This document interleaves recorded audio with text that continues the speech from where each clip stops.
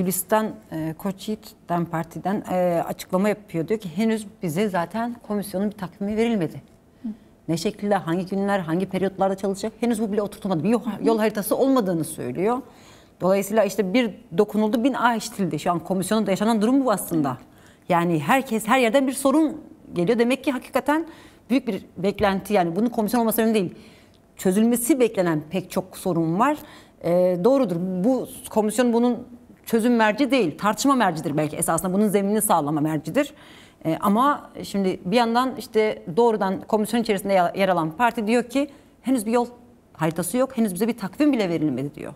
Bir yanıyla da Ekim'e kadar bir şeyler hazırlayacağız diyorlar.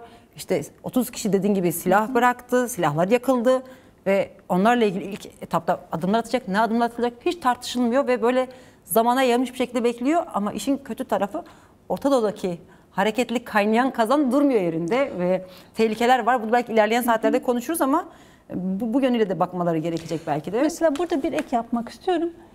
Yani sen dedin ya bir dokundum bir işitti. Gerçekten çok güzel bir tanımlama oldu. Yani sorunlar çok fazla Türkiye'de. Yıllardır da çok ötelendi. Yani devletin bu konudaki çok hatalı, Kürt halkına ve kendi halkına dönük çok hatalı politikaları oldu. Fakat yani yine de önemli olan halkın bu sürece nasıl dahil edileceğidir. Toplumsallaşması. Toplumsallaşmasıdır. Tam da oradan alalım. Evet.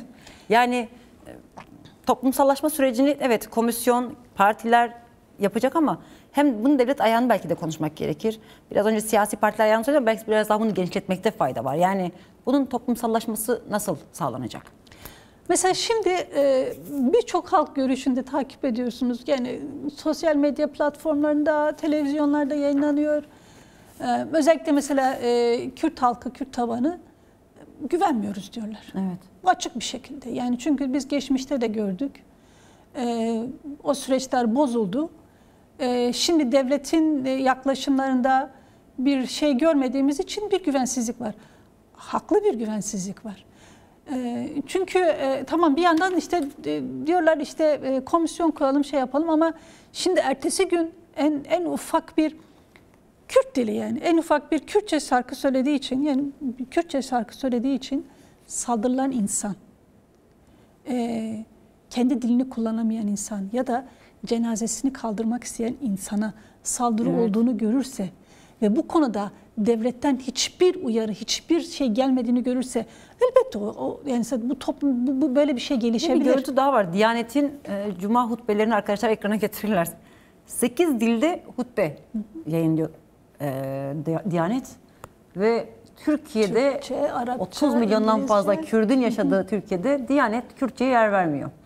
Denebilir ki evet sistem Kürdün inkarına kendi dayalı yarattı ama şu an bir süreçten bahsediyoruz. Yani mesela Kürtçenin olması için komisyonun bir kararına gerek yok.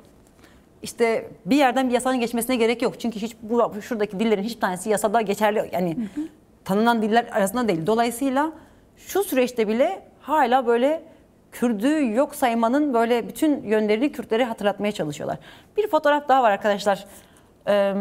Çocuğa yapılan bir işkence Rusça'da görüntüsü var. Şimdi 2025 yani medya haber izleyicileri 2008'e ait bu görüntüyü çok iyi hatırlar. Aradan geçen zamana rağmen hala kolları yani çözüm süreci dediğimiz süreçte bile Kürt çocukların kolu kırılıyorsa o zaman burada bir eksiklik, bir sorun var. Sorun çıkıyor. Yani güvensizlik diyorsun ya aslında bunlar da onu tamamlayan. İşte geçen hafta bahsettiğin gibi HDP'li Ferhat Tunç'un cenazesine saldırı oldu. Yani insanlar diyor ki o zaman benim ölümü bile, bir gerillanın ölüsünü bile kabul etmeyen gerillanın dirisini nasıl, hangi yasayla buraya nasıl getirecekler sorusunu aslında sormaya başlıyorlar. Yani bütün bunlar bahsettiğin işte kaygı, güvensizlik, devlet nereye kadar? Komisyon kurdu ama ne yapacak? Hala şu an bile işte yasaya bile ihtiyaç duyulmadan yapılacak adımlar var. Hasta tutsakların bırakılması gibi, işte infazların ertelenmesinin yani yasaya uyarak bile şu an pek çok aslında Kürtlere yönelik yaptığı yaklaşımlarını değiştirebilir. Yasaya bile ihtiyaç duymaz, komisyona bile ihtiyaç duymaz. Ama bunlar yapılmıyor, tartışmaları çok fazla var. Belki buradan bakmak gerekir. Yani bu anlamda Kürtlerin devletin yaklaşımını, samimiyetini sorgulaması açısından büyük haklılık düşüyor Kürtlere. Çünkü devlet ya da iktidar bu süreci yürütenler bunu önümüze koyuyorlar esasında. Ama yani bu bir dönem mi yoksa aman ipleri sıkı tutayım aklını mı yürütmeye çalışıyor devlet esasında? Yani şimdi Türkiye'deki devlet yapılanması homojen bir yapılanma değil. Fakat hani bu biraz önce bahsettiğimiz konuya dair tepki göstermesi gereken, yaklaşım belirlemesi gereken kişiler var. Toplumun mesela belirleyici niteliği olan kişiler var. Ben bu açıdan mesela buna ilişkin ne Erdoğan'ın, ne Bahçeli'nin, ne ya da bir Özgür Özel'in yani hiçbir yaklaşım geliştirdiğini görmüyoruz. Bu ciddi bir eksiklik yani bizim Kürt toplumu açısından. Fakat şu da var yani şimdi Türkiye devlet yapılanması öyle o kadar karmaşık bir noktada ki yargı bir yandan, işte idari yapı bir yandan, yasama bir yandan yani müthiş bir karmaşa ve çok mafyatik yani. Yani bir ara bir şeyde çok tartıştık ya çete devlet, mafya devlet. Yani birebir ne kadar yani norm devlet ve norm dışı devlet diye tanımlama geliştiriliyor ya. Şimdi yani asıl devlet ve bu devlet dışı güçler o kadar iç içe geçmiş ki kim neyi tam nasıl yapıyor anlaşılmıyor aslında. Mesela Bolu cezaevindeki durum çok mesela örnek. Şimdi Bolu cezaevinde 30 yıldan fazla tutuklu, gerçekten sürelerini doldurmuş 36 yanlış hatırlamıyorsam insan var. Fakat bunların bırakılması noktasında Bolu cezaevi diyor ki burada biz varız devlet yok bu bizim dediklerimiz geçerli. Düşünün yani. Benzer şekilde birçok cezaevinde, birçok hapishanede bu durumların devam ettiğini söylemek mümkün. Yani kendini devlet kanun yerine koyan, kendine esas alan ve bu konuda işte kendi milliyetçi sayıklarıyla hareket eden birçok kurum var. Yani bu çok ciddi bir tehlike. Yani şu anda Türkiye dediğimiz devlet oluşumu bu halde. Şimdi bunun karşısında yani iktidarın yaptığı nedir? Sessiz. İktidarın yaptığı nedir? İzleyen. İktidarın yaptığı nedir?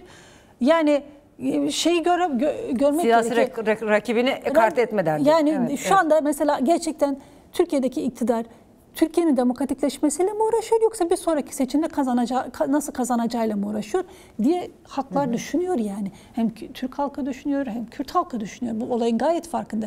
CHP'li seçmen de düşünüyor, Dem Partili seçmen de bunu düşünüyor, Devalı da seçmen düşünüyor. Yani buradan bakarsak yani iktidar yani Kürt sorunu çözmek isteniyorsa, bu konuda gerçekten değişim yaratılmak istiyorsa önce bu haksızlıklara karşı gerçekten bu toplumun sinir uçlarına dokunan durumlara karşı bir kere yani yani kamuoyunun karşısında, kameraların karşısında mı olur, arka tarafta mı olur? Fakat bir dur denilmesi gerekiyor. Evet. Çünkü bu böyle devam ettiği müddetçe, bu güvensizlik olduğu müddetçe, bu hukuksuzluk devam ettiği müddetçe gerçekten barışın, demokrasinin yani insanlar diyecek yani nasıl sağlanacak? Ve insanların kendisini içinde ifade edemediği, kendisini içinde bulamadığı bir süreç elbette baştan gerçekleşmesi, yaşamsallaşması, toplumsallaşması olmayan bir süreç bitişe mahkumdur yani. Böylesi bir şey yani zeminsiz kurulamaz. Zaten bir de bu öyle bir gerçek ki hakikatini bulmak zorundadır. Şimdi siz böyle yaparak onun hakikatine ulaştıramazsınız. Çözümün hakikatine ulaştıramazsınız. Şimdi öyle hiçbir şey yok. Her şey olduğu gibi eskisi gibi devam ediyor. Cezaevlerin durumu böyle. İşte ihlaller böyle. Bir 9 yaşındaki çocuğun korlu kılıyor. Ama şimdi işte komisyon kurulmuş. Tamam o da iyi. Komisyon var fakat mesela komisyondaki insanların da sorumluluğu var. Mesela bu konu hakkında konuşmaları gerekiyor. Bu yanlıştır. Mesela yanlışa yanlış denilmesi gereken süreçteyiz. Artık yanlışa gözümü kaparım, kendimi devam ettiririm. Yanlış benim umurumda değildir denilen bir süreç değildir. Gerçekten yurtsever, Türkiye'nin geleceğini düşünen insanlar varsa yanlışa yanlış diyerek yanlışı durdurmalıdırlar. Evet, evet bu çok önemli. Şimdi tabii bu biraz devleti konuştuk ama CHP'yi konuşalım. Çünkü CHP şu an ana muhalefet ama mevcut bir önceki seçimin birinci partisi konumunda ve bir yandan da yoğun bir saldırı altında. Şimdi yani nasıl görüyorsun CHP'nin bu sürece bakış açısını? Yani en azından ben kendim baktığım yeri söyleyeyim. Daha çok genel başkanın açıklamaları üzerinden yürüyen bir süreç gibi görünüyor. Evet bir 29 maddelik bir paket sunuldu ama bunun toplumsallaşması ayağıyla Özgür Özel'in meydanlardaki konuşmaların dışında CHP'deki bir kurumsal kimliğe yansıdığını henüz ben gördüğüm kadarıyla böyle bir noktada değil. Hem belki bu bağlamda yani hem CHP'ye saldırılarla bağlantılı olarak da çünkü acaba onlar bu dertle uğraştıkları için bunu yapmıyorlar, yoksa hakikaten iki derdin birbirine bağlantı olduklarını görmüyorlar mı sorusu çıkıyor karşımıza. Ama yani CHP'nin bu süreçteki rolünü sence hakikaten yani rolü nedir ve rolünü oynayabiliyor mu? Belki bunu böyle biraz ele almak gerekir. Tabii ki CHP komisyona katılım konusunda en sondan gelen oldu. Fakat CHP üzerinde çok ciddi bir baskı var. Bu çok bilinçli geliştirilen bir baskı. Çünkü en son yapılan seçimler, belediye seçimleri ardından yani çok AKP'nin büyük bir hezimeti, yani AKP-MHP bloğunun büyük bir hezimeti vardı. Yani oylar çalındı, birçok şey yaşandı, birçok haksızlık, hukuksuzluk yapıldı. Böyle bir tablo ortaya çıktı. Ortaya çıkan tablo AKP-MHP oylarının düşmüş olduğu gerçeğiydi yani. Ve biz bakıyoruz ki ardından hemen AKP buna ilişkin yeni bir dizayn yaratma, yeni bir saha çalışmasına giriştiler ve yeni bir politika, yeni bir şey belirlediler.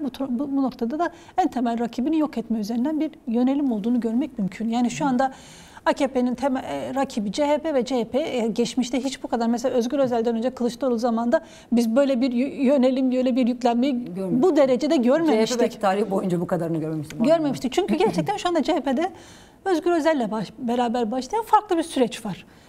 Böyle okumak mümkün. Fakat mesela şimdi böyle sürekli onu kendisini, mesela CHP'yi kendini savunur pozisyonda tutmaya çalışıyorlar ve CHP'yi sanki hep orada işte mesela şimdi son işte büyükşehir belediye başkanlarına yapılan saldırılar, operasyonlar içeri alıyorlar. İşte sürekli haklarında asla esası olmayan ya da yani tam bilemiyoruz yani. Ama itirafçılar, evet. Ya ama şunu yaratıyorlar, bir algı yaratıyorlar. CHP üzerinden çok tehlikeli bir algı yaratıyorlar. Şimdi yani bir kere yani demokratik kriterlere bulursak rakibi üzerinden bu tür mücadeleler hiç etik değildir yani. Çünkü sen devlet gücünü kullanarak, kendi gücünü kullanarak ve manipülasyon yaparak çeşitli rüşveti vesaire kişilerine devreye koyarak, ki en son zaten Mücadele Birici'nin istifasıyla da ortaya çıktı. Birçok oyununu oynadı. Çok daha açık bir şekilde gördük. Şimdi bu mesela AKP'nin politikasını yani seçim endeksi, dar çıkar endeksinin ne kadar yaklaştığını daha çok gözler önüne serdi aslında bu son dönem. Ama işte CHP'nin buna dönük yaklaşımı tamam, belli bir direnişi var, belli bir mücadele gösteriyor ama mesela CHP ne kadar Kürt sorununa ilişkin değinmeye çalışırsa daha fazla yüklenmeye çalışıyorlar benim gördüğüm. Yani aslında Metin'in böyle bir açıklaması vardı. Yani şey anlamına geliyor resmen. Biz CHP tabanıyla DEM Parti tabanının neredeyse ayrışmayı başardık gibisinden bir şey vardı. Bu anlama gelen bir açıklaması vardı. Bir ara mesela CHP ile DEM'i aynı yerde tuttular. Şimdi böyle yapmaya çalışıyorlar. Sonra yani şimdi küçük iktidar oyunları aslında. Küçük saldırılar da değil bu esasında. Mesela bu hafta geçtiğimiz hafta içerisinde 6'sı CHP belediyesi olmak üzere 9 belediye başkanı AKP'ye geçti. Rozetlerini Erdoğan taktı. Belki arkadaşlar onun görüntülerini de verebilirler. Ve tabii Aydın Büyükşehir Belediye Başkanı Özlem Çerçioğlu çokça tartışılmış ki kaç yıldır, 20 küsur yıldır CHP'de olan, kaç dönemdir belediye başkanlığı yapan biri.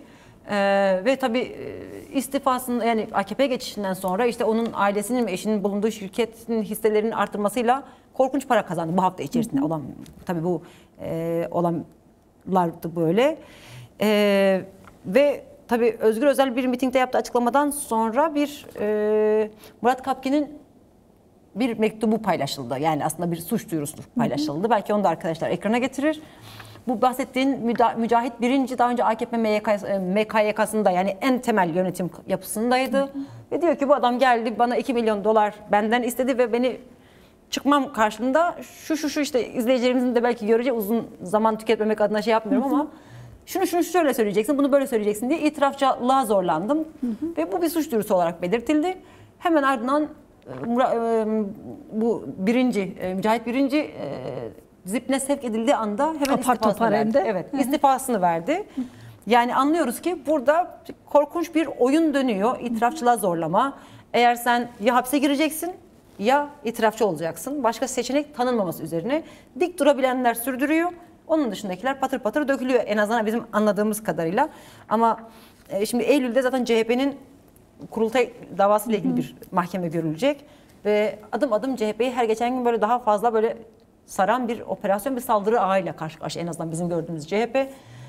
Ve evet, çok yoğun bir şekilde meydanlarda ve olabildiğince bunun karşısında Özgür Özel Silivri ise Silivri, ölmekse de ölmek dedi yani. Bedeli neyse ben bunun direnişini, mücadelesini ortaya koyacağım dedi. Ama bir yanıyla da işte süreçle çelişen bir durumdur bu. Yani CHP'ye saldırı süreçle çelişen bir durum. Çünkü o partinin, yani CHP'nin 11 üyesi şu an komisyonda. Ve 11 üyesi sadece Kürt sorunu ya da silahların bırakılması meselesi değil, Türkiye'nin demokratikleşmesi meselesini konuşmak üzere. Orada bütün Türkiye'yi temsil eden 11 kişilik, 51 kişilik grubun içerisinde 11 kişi bunlar. Şimdi bu durum böyleyken bir yandan da demokratikleşmenin tam da dışında, bu çalışmanın tam dışında bir saldırıyla karşı karşıyalar. Bir yargı ablukası altında alınmışlar. Dolayısıyla bu yani bir yandan CHP'nin az önce bahsettiğim Özgür Özel'in ifadesinin çok daha ötesinde bu sürecin bir parçası olması gerekir esasında. Ama diğer yandan da CHP'ye saldırıları bu şekilde sistematik sürdüren bir iktidar var. Şimdi bazen deniyor, diyor ki ya aman CHP'nin belediyelerinden bize ne deniyor? Ya da diğer taraftan da hani bu süreç içerisinde, süreç devam ederken süreç dışında bu açıklamalar geliyor. Ama CHP içerisindeki kimi ulusalcılardan şu açıklama geliyor. Ya bu süreç değil diyorlar işte. İktidarla DEM Parti'nin oturup başkanlık, Erdoğan'ı başkan yapma, anayasayı değiştirme pazarlığı diyorlar. Yani hep böyle iki taraftan bazen farklı açıklamalar geliyor ama belki bunu bir kez daha konuşmak gerekir. Yani CHP'ye saldırıları tam da bu süreç için nasıl okumak gerekiyor ve aynı şekilde CHP'nin bu süreci toplumsallaşmasındaki yani bu ikisini ortaklaştırmak nasıl mümkün olacak? CHP açısından soruyorum yani ben. CHP gerçekten siyaset yapmak istiyorsa, Türkiye'de bir değişim yaratmak istiyorsa bu süreci en çok sahiplenen taraf olmalıdır. Çünkü CHP'nin kurtuluşu, yani şu anda mesela kayyumlar, CHP'ye dönük saldırılar vesaire, bu konudaki bunun tek durdurulmasının yolu da yine bu süreci sahiplenmesinden geçtiğini düşünüyorum. CHP mesela bu süreç konusunda ne kadar az konuşursa, ne kadar görmezden gelirse, ne kadar çok kendini geride tutarsa, aslında demokratikleşme konusunda ne kadar sessiz davranırsa CHP'ye çok daha farklı yönelimler olabilir. Çünkü CHP bu konuda gerçekten mesela bu yanlıştır, Kürt sorunun çözümü gerekiyor, Türkiye'de bu sorunlar vardır dedikçe CHP kendi tabanına hitap edebilir. Bu bir gerçek yani. Tamam ulusalcılar vesaire deniliyor ama gerçekten yani bizim bildiğimiz bir CHP tabanı var yani. Yine Türkiye'de aslında Türkiye'de bir muhalefet boşluğu var. Yani ne bunu mesela CHP tam doldurabiliyor, ne DEM Parti tam doldurabiliyor. Yani aslında bir bütünen bir siyaset boşluğu da var. Yani şu anda halkların, Türkiye'de yaşayan bütün halkların gerçekten çok ciddi derinleşen sorunları var ve bunun üzerinden mesela tartışılması, siyaset yürütülmesi, politika öğretilmesi gerekiyor. Ama biz bakıyoruz ki mesela yani şimdi zaten bilinçli bir yaklaşım var burada. Kayyumlarla, işte CHP suç örgütü gösterme yaklaşımlarıyla çemberlemeye çalışmak, kopartmaya çalışmak, zayıflatmaya çalışmak, becerebilirse işte yönetimine de kayyum atamaya çalışmak. Böylelikle yani rakipsiz bırakmaya çalışmak. Mesela bunun karşısında CHP biraz daha aslında mesela bana öyle yani bekle, izle, çekingen. Yani aslında belki tam kelime çekingen yani. Çekingen davranıyor. Halbuki yani işte yani eğer bir suç durumu varsa açıkça diyebilir. Yani bizim belediyemizde bir suç durumu varsa soruşturulsun. Ama şunda da ısrar etmesi gerekiyor. Bu halk iradesiyle oraya gelmiş bir insandır. Eğer halk iradesiyle yani eğer bir hatası varsa sistem gereği bir sonraki yani belediye meclisi bir araya gelir, kararını verir. Fakat her halükarda sürecin de hukuki yönünün işletilmesi noktası çok önemli yani. Mesela bakıyoruz ki çekingendir. Bakıyoruz ki yani işte sanki o da kendinden korkar gibi bir yaklaşım. Halbuki bu çok yanlış. Yani çünkü onu orada halk seçmiştir. Orada bir irade söz konusu. Bunun sahiplenilmesi gerekiyor. Yani bu noktada sadece mesela sokağa dönük işte mitinglerde yapmak tamam bir yere kadar iyidir. Fakat bu çok yeterli bir siyaset yani o boşluğu doldurduğunu, o muhalefet yapmayı doldurduğunu söylemek mümkün değil yani. Tamam mesela şimdi de Aydın mitingi olduğunu söylüyorlar yani. Tam Aydın'da işte dediğiniz Çerçioğlu dediğimiz kişiden. Yani sürekli mitingler yapmak, halkı aktif halde tutmak önemli. Fakat verdiğimiz mesajlar nedir? Verdiğimiz mesajlarda gerçekten tamam diri tutuluyor fakat bu mesajlarda sorunu köklü çözme yönünde bir bütünen CHP olarak CHP'nin tüm bireyleriyle beraber çözme eğilimimiz var. Yoksa sadece yani Özgür Özel etrafındaki ekip bir şeyler yapmaya çalışıyor diye. Yani tablo benim gördüğüm tablo yani Özgür Özel'in bir çabası var. Bir şeyler yani kendi bakış açısından yapmaya çalışsa da CHP bir bütüne daha sahiplenmiş değil yani. Bu bile eksik. Mesela tamam İmamoğlu diyebiliriz, işte tutuklu belediye başkanları dan tutalım. Yani mesela buna ilişkin kıyamet koparması gerekir. Sokakta daha şey olması gerekir. Daha mesela iktidarı eleştirel olması gerekirken çok bunlar yapıldığını söylemek mümkün değil. Yani bu konuda çok ciddi bir siyaseti geliştirdiklerini söylememiz mümkün değil. Ama yine de ben şunu söylemek istiyorum.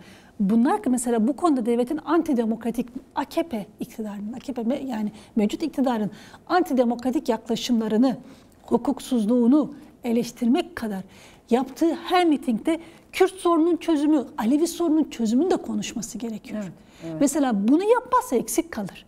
Yani çünkü Türkiye'nin sorunlarının sebebi bu sorunun çözümsüzlüğüdür. Türkiye'nin, başta da belirttim, antidemokratik olmasının sebebi Kürt sorununu çözmek istememesidir. Bunca yıl birikimin sebebi budur. Evet.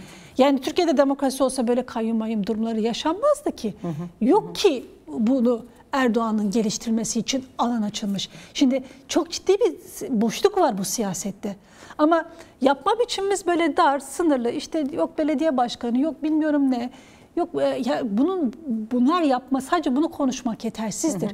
Sorunu bütünlüklü konuşmak gerekiyor. Sorunu sadece detayıyla konuşup geneli görmemek çözümsüz, yani yeterince çözüm getirmiyor ve siyaseti boş bırakıyor Türkiye'de.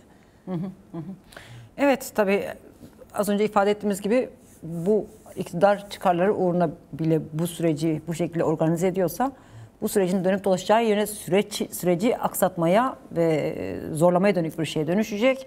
Dolayısıyla hani sürecin bir ayağı bu. İşte CHP yönelik saldırıyla bunu yapmaya çalışırken Türkiye'deki belli başlı pratikleri de saydık. Bir de bunun Suriye ve Rojava ayağı var. Şimdi bu çok önemli bir başlık. Hatta belki de şu anki bu haftaların en çok konuşulan konularından bir tanesi.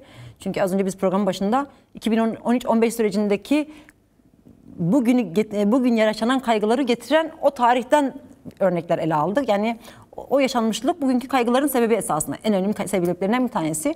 Rojava meselesi yine öyle. Çünkü en azından bahsettiğimiz üzere işte o sürecin görüşme notlarında önümüzde duran şey şuydu. Sürecin tıkanması Rojava meselesiydi. Şimdi bir kez daha geliyoruz Rojava'ya ve Suriye'ye. Gene bir gerilme hali var esasında. Fidan çok buyurgan, çok tehditkar bir dil kullanıyor. Enayi değiliz diyor mesela. İşte gereken yapılır tarzı şeyler söylüyor. Sadece bunu yapmakla yetinmiyor. Hala Dışişleri Bakanı olduğunu unutup hala eski MİT Başkanıymış gibi faaliyetlerini sürdürüyor esasında orada. Geçtiğimiz haftalarda pek çok bu devrim konseyi gibi aşiretlerle bir aralar görüşmelerin falan filan belgeleri düşmüştü. Şimdi hala bunların devam ettiğini söyleyebiliriz. Çeşitli yerde aşiretler açıklamalar yapıyorlar SDG'ye karşı. Ama buna karşın tabii koalisyon güçleri ya da Mazlum Kobani aşiretlerle toplantılar yapıyorlar. Onlar çok net iradelerini ortaya koyuyorlar. Ama bir şeyler orada kışkırtılmak isteniyor, karıştırılmak isteniyor. Bir yanıyla da basında çokça geçiyor. Yedek bir güç oluşturmak isteniyor orada. Yani Türkiye istihbaratı, Türk istihbaratı eliyle bu yapılmak isteniyor. Şimdi pek çok şey var. Belki bunları böyle biraz daha senden dinlemek iyi olur diye düşünüyorum. Şimdi Fidan'ın yaptığı bu sürecin, önce onu öyle çünkü süreç diye başladık ama evet, bu sürecin neresinde? Yani gerçekten de şu anki süreç çözülmemek üzere mi bu yapılıyor? Hani oyalama süreci mi? Çünkü bir tarafı eğer bozmak istiyorsan demek ki bir oyalamadır. Yoksa yani ben genel olarak sorulan soruları sesli olarak dile getirmeye çalışıyorum. Yoksa gerçekten devletin bir ayağı mı bunu yapmaya çalışıyor? Yani başta şunu söyleyeyim, Hakan Fidan'ın Rojava'ya dönük açıklamaları, bu söylemleri hem kendi iç kamuoyuna dönüktür hem de aslında provokatif amaçlıdır ve çok tehlikelidir. Gerçekten insan bu açıklamaları duyduğunda, bu kelimeleri duyduğunda, yani çünkü asla astar olmayan şeyler üzerine dayandırılarak bir politika üretilmeye çalışılıyor. Bir provokasyon ortamı yaratılmaya çalışılıyor. Yani nasıl anlatayım? Şimdi hani bir gerçeklik olsa, yani bir gerçekliği böyle eğip büküp yalana indirgeyerek siyaset yürütmek çok tehlikeli bir siyasettir. Hakan Fidan bugün bunu yapıyor. Çünkü Rojava'daki durumlar yani hem Türkiye'nin geleceği açısından çok önemlidir hem de bölgenin geleceği açısından çok önemlidir yani. Şimdi bu açıdan da yani Hakan Fidan aslında o Rojava'da gelişecek bir çözümün Rojava'daki otomatikman Türkiye'yi etkileyeceğinin farkında ve bunu önlemek için her türlü çabayı gösteriyor. Yani denilebilir ki hani norm dışı diye tanımlıyoruz ya. Yani Hakan Fidan belki de norm dışı diye tanımlamak yani mümkün mü böyle? yürüttüğü faaliyetler. Çünkü daha önceden de yani biz bir süre öncesine kadar da özellikle medya savunma alanlarında Irak devletiyle KDP Yeneke'yle geliştirdiği ilişki tarzı ve burada saldırıları yoğunlaştırma tarzıyla yapmış olduğu provokatif yaklaşımlarla da biz o zaman da diyorduk yani özellikle Savunma Bakanı'yla yapılan şey yani tam Irak'taki yaklaşımıyla Suriye'deki yaklaşımıyla bakıyoruz ki aslında farklı bir yerden duruyor, farklı bir yerden bakıyor yani. Şimdi devlet haklı diyor ki Kürtlerle barışalım değil mi? Evet. Devlet haklının bu olduğunu düşünürsek.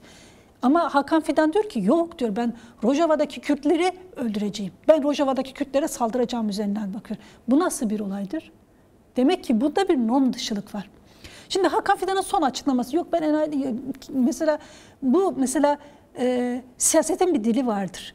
Siyaseti yürütmek kişilerin bir dili vardır. Evet. Bir diplomasinin dili vardır. Yani geçen son dönemde özellikle Trump'ın etkisiyle biz eskisi gibi böyle kaliteli yani en azından eleştirirken bile bir düzeyi olan insan bulmak artık maalesef gittikçe azalmış. Ama gerçekten Hakan Fidan da bunun en dibi durumda yani. Yani kimisi diyor ya sokak ağzı. Tamamen böyle konuşuyor. Şimdi ve provokatif bir yaklaşım. Bu sokak ağzını Hakan Fidan'ın diline getiren durum kaygı, korku mu yoksa hakikaten onun gördüğü evet ben bu işi yapabilirimin yani mümkünatı var diye mi görüyor acaba? Yani ben bazen Hakan Fidan'da bazı şeylerin kişiselleştiğini de düşünmeden edemiyorum özellikle geçmiş süreçleriyle beraber. Hani çok başarılı bir şey değil yani. Ne MİT'teyken ne işte Dışişleri Bakanı'yken çok ciddi bir başarı pratiği söz konusu değil.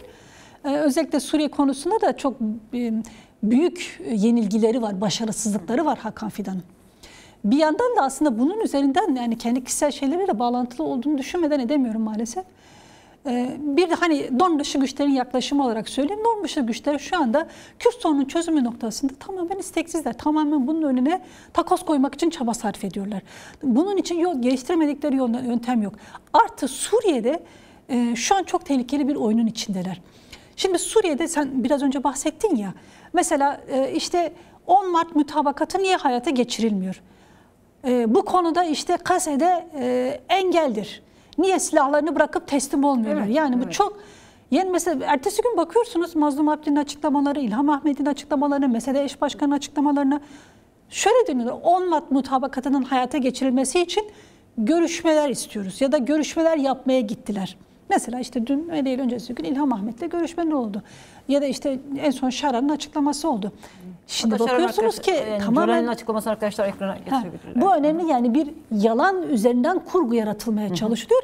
Kendi toplumuna seslendiriliyor. Ve sen bakıyorsun ki ikide bir Kasede'yle İsrail'e aynı yere koyuyor. Aynı cümlenin içine yapıştırıp atıyor.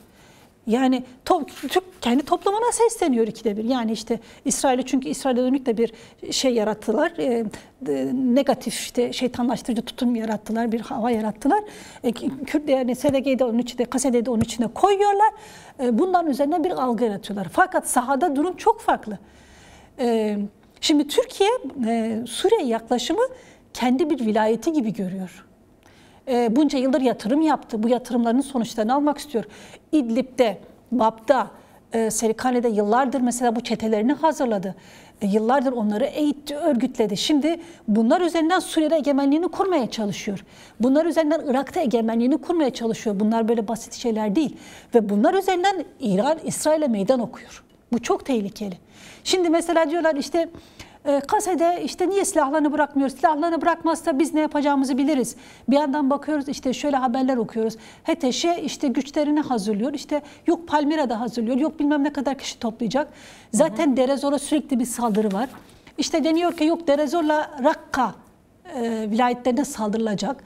İşte Halep'ten de Türkiye destekli gruplar gelecekler. İşte Tişrin'e tekrar saldıracaklar biçiminde kendi medyalarında dağıttıkları şeyler var. Şimdi HTŞ Jolani ordu arkadaşlar onu ekrana getirirseniz şimdi bazı durumlar var. Biraz ona kısa geçeyim. Belki onun üzerinden gitmek daha iyi olur. Şimdi bu entegrasyon meselesini konuşacağız aslında ama yani SDG'nin entegre olmasını istedikleri ordu tipi bu şu anda. Latkiye'de ve Alevi bölgelerinde market yağmalayan bir ordu. Bu HTŞ, yani Suriye ordusu denen öncülüğünü HTŞ'nin yaptığı çete gruplarının oluşan bir ordunun şeyi. Yine Reuters'ın haberine göre Suriye geçici hükümeti binlerce yabancı savaşçıya vatandaşlık verecek. Bunların içinde Uygur var, Mısır var, Pakistan var, Endonezya, Özbekistan, Çeçen uyruklular var. Bugün de yine izin verilmedi. Çıkan yangınlara müdahale etmek isteyen özel yönetimin itfaiyelerine HTŞ Jolani yönetimi onay vermiyor. Ve yangınlar bu şekilde sürmüş oluyor. Hem kendi söndüremiyor hem de kimsenin söndürmesine izin vermiyor. Yine işte çeteler Dera'da sivilleri taradı. Yani bu yine HTŞ güçleri Dera'da sivil aracı taradı ve yaralılar var. Bir diğer haber yine yabancı çeteler Efrin'de Kürtlerin evlerine yerleştiriliyor. Bu Uygur çeteler ve aileleri HTŞ Savunma Bakanlığı'na 76. Tümen adıyla katılıp bu denetimle Efrin'e yerleştiriyorlar. Afrin'e.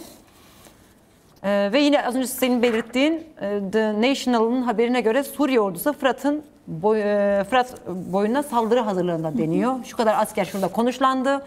Deir ez-Zor'a şuraya buraya saldırılacak diye haberler geçiyor. Yine evet bunlardı şimdi. Doğru, bu kadardı. Şimdi bütün bunlar bize neyi söylüyor? Birincisi bir ayağı, evet, Türkiye'de işte norm dışı devlet ayağı bir şeyler karıştırıyor, o da karıştırmak istiyor. Bir de Jolani hükümetinin bir olmayan bir ordu yapısı var. Şimdi ordu diyorlar ya, esas SDG'nin de çok açık sorduğu şey bu. Hangi ordu? Bir ordu yok. Tümenler ama çeşitli gruplar, her bir grup bölgeye verilmiş. 130 grup varmış. Evet, evet. Ve her grup nerede yaşıyorsa orada etkin. Yani bir ordu sistemi şeklinde de değil. Şimdi belki hem onu konuşalım hem de bunu konuşalım. Yani bir 10 dakikamız var, o yüzden böyle bir bütün olarak ele alıyorum. Yani bir norm dışı devletin bunları bu bağlamda ele alabilir miyiz? Yani bir bu, çünkü Jolani bu bahsettiğin açıklamalarından bir tanesinde diyor ki biz Türkiye, Amerika evet, kasedeyle dörtlük görüşme. Yani Türkiye'nin adını da geçirerek bu açıklama yapıyor. Şimdi olumlu bir mesaj veriyor ama Demokratik Suriye güçlerine de yine bir medya diliyle yaptıkları aynı değil diye de ısrarlı böyle bir ifadede bulunuyor.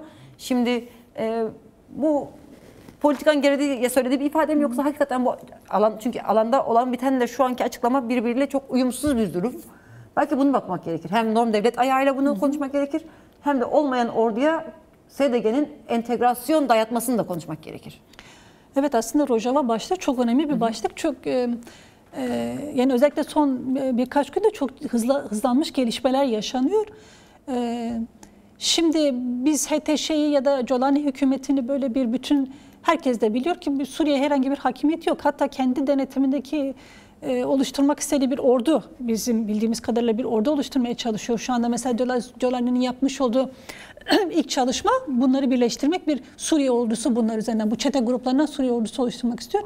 Bunlara dair de hiçbir hakimiyeti yok. Yani kimi dinlediği, kimin ne yaptığı çok belli değil ama özde bunlara izin veriyor. Bu önemli yani. Evet. Bunları içinde tutmak için bunların yaptığı her türlü hukuksuz, insan haklarına aykırı her şeye de izin veren, meşru gören bir durumu söz konusu. Gerçi bunu, yani bu siyasal İslam değerlendirirsek bu ideoloji de uyuyor aslında bunlara izin vermesi. Politikalarına ve ideolojilerine olan bir şey esasında zaten. Evet. Şimdi birçok grup var ve bunlar üzerinden şimdi büyük bir kısmı da mesela bunların bazı grupları Türkiye destekli, bazıları Katar destekli.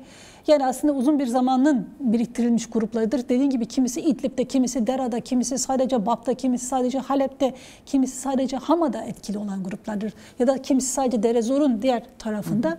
Ve şimdi bunlardan bir toplama ordu yapmaya çalışıyor yapabilirse. Benim anlatmak istediğim yani şimdi Suriye hükümeti kendine ait bir hükümet değildir. Suriye hükümeti Türkiye'nin mesela ağır baskısı altında karar verme yeteneğini kaybetmiş bir hükümettir. Ama aynı zamanda Amerikan baskısı altındadır da. Aynı zamanda diğer ülkelerin de baskısı altındadır. Çünkü kendi dinamikleriyle oluşmuş bir hükümet değildir. Kendisi gelmiş zaten elini kolunu sallayarak işte yolunu açtılar. Gitti Şam'a oturdu yani. Onun ne bir halk tabanı var ne başka bir şey var. Sadece etrafında o çete grupları var. Artı bu insanların hiçbiri de devlet sisteminden anlamıyor. Devlet mekanizmalarından anlamıyor. Bir ordu bile yürütebilecek durumda değil. Doğru düzgün silahlarını bırakmadılar.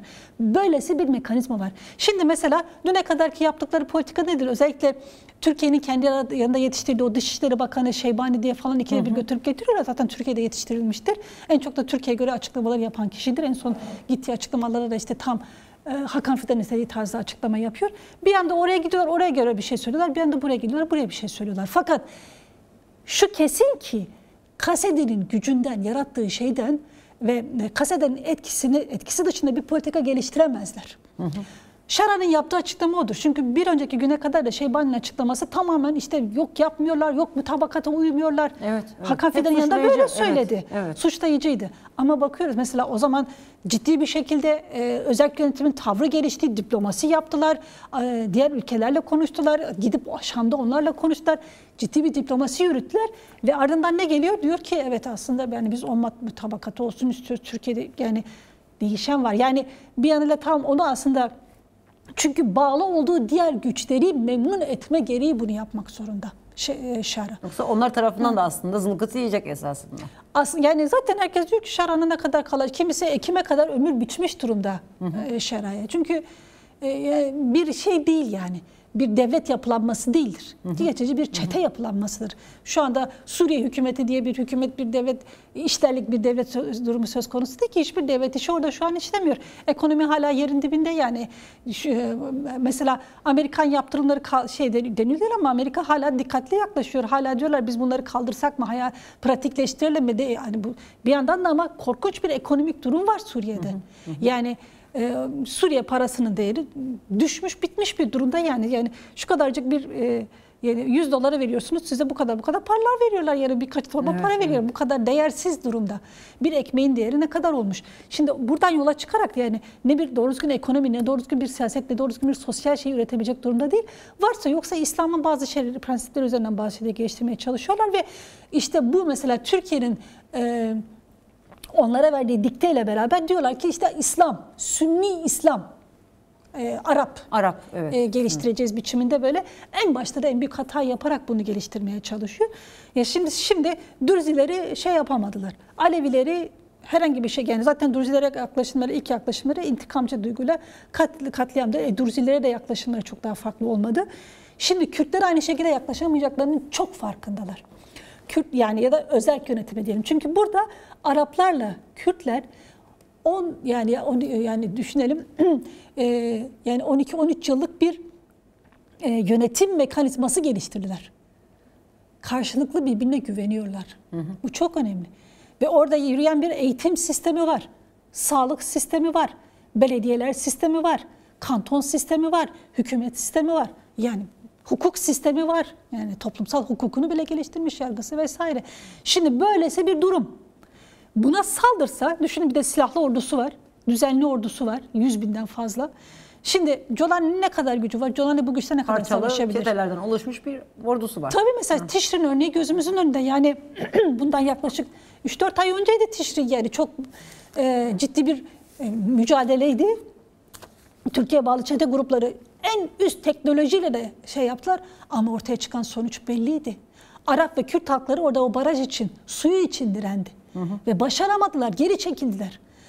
Ve bunun çok daha katmerlisi Derezor için, Rakka için yaşanır ve diğer yerler için yaşanır. Şimdi bunun çok farkındalar. Çünkü hakim olamadığı bir çete grubu var. İşte Tümen diye isimlendiriyor. 84. Tümen yok, 62. Tümen yok, bilmem kaçıncı Tümen diye isimlendiriyor ama bu tümenler düzensiz ordulardır. Kimin ne dediği, ne yaptığı belli değildir.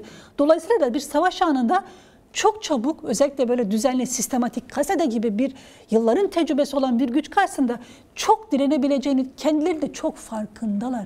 O yüzden Şara bu tür açıklamaları geliştiriyor. Çünkü gücünün farkında yani sonuçta o da savaşmış aslında bir insan. Başaramayacağını biliyor ama bir tehdit unsuru olarak, bir baskı unsuru olarak yani bir tepede tutmak istiyor bu söylemleri. Ve bu tür bahsettiğimiz az önce örneklerini gördüğümüz pratiklerle de bunu diri tutmak istiyor. Peki Fidan'ın açıklamalarını yani az önce bir Suriye'deki Jolani hükümetine bağlı yapıyı, devlet sistemini, devletsizlik içinde olan bir sistemi, ordunun durumunu anlattın. Diğer yandan da Rojava özel yönetimin durumunu anlattın. Bu tablo içerisinde hem Fidan'ın hem Jolani'ye bağlı bu HTŞ'nin öncülüğünü çektiği bu ordunun şansın ne kadar? Yani bu tehlikeler, bunlar Rojava için bir tehlike mi? Yoksa hakikaten bir baskı unsuru olarak sırf sıcak tutmaya mı çalışıyorlar bu ifadelerle ya da bu tür tacizlerle, saldırılarla? Yani benim gördüğüm Hakan Fidan bu sürecin çözümsüzlük, yani özellikle Rojava boyutunda çok daha fazla baskı altına alıp çözümüne kadar ya çözümsüzlük olsun ya da çözümü geciktireyim ya da Kürtler herhangi bir kazanım almadan bu süreci elde etsin diye böyle yanlış bir politika yürütüyor. Baştan hatalı bir politika yürütüyor.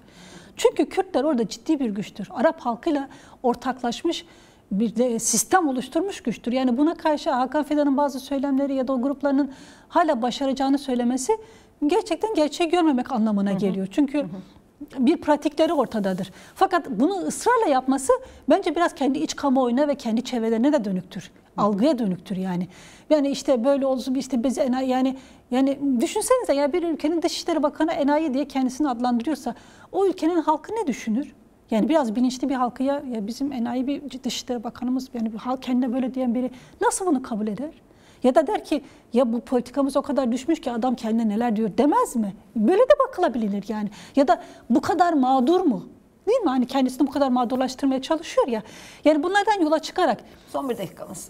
yani anlatmak istediğim, yani bu politikanın Rojava zeminde, bu Rojava'nın örgütlülüğü, özel yönetimin örgütlülüğü karşısında çok başarı şansının olduğunu düşünmüyorum. Evet, bence bu sözün özü oldu. Teşekkür ediyorum programa konuk teşekkür oldun, ederim. bizi kırmadın.